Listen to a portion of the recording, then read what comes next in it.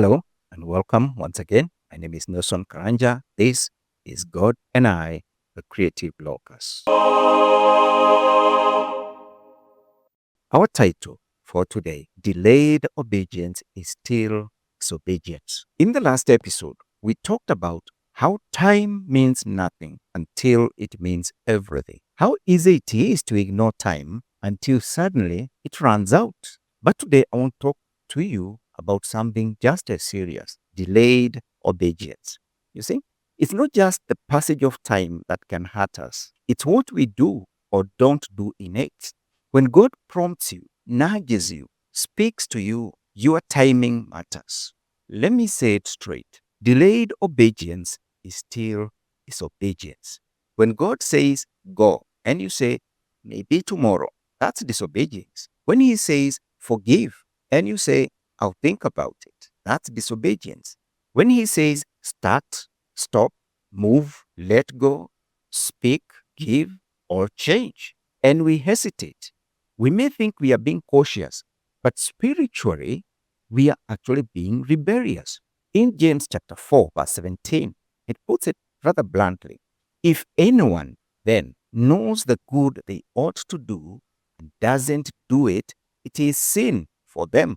There's no buffer period, no grace window for procrastination. You remember Jonah? God said, go to Nineveh. And Jonah said, I'm going to Tarshish instead.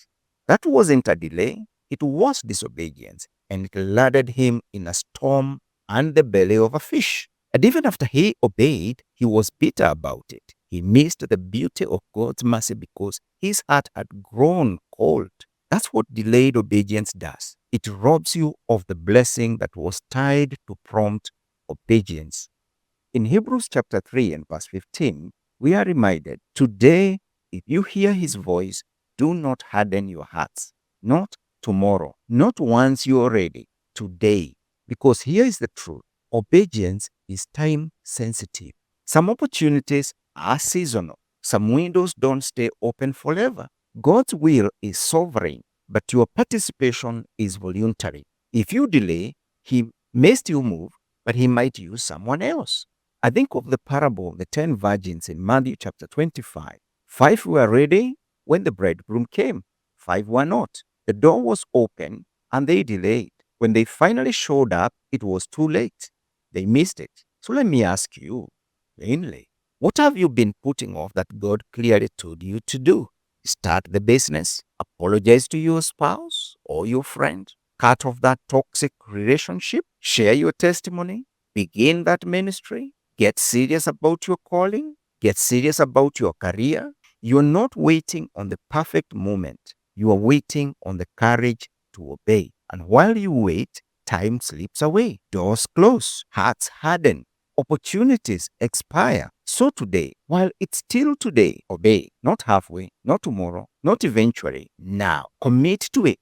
Commit to the cause. Because obedience isn't just about saying yes. It's about saying yes on time and staying the course. Here's a final thought. Don't just be a hearer of the word. Be a doer. If you've been convicted or reminded of something you have delayed, take the next right step. God doesn't need perfection. He needs obedience. And until next time, this is Nelson Kranja, and this is God and I, the Creative Talk.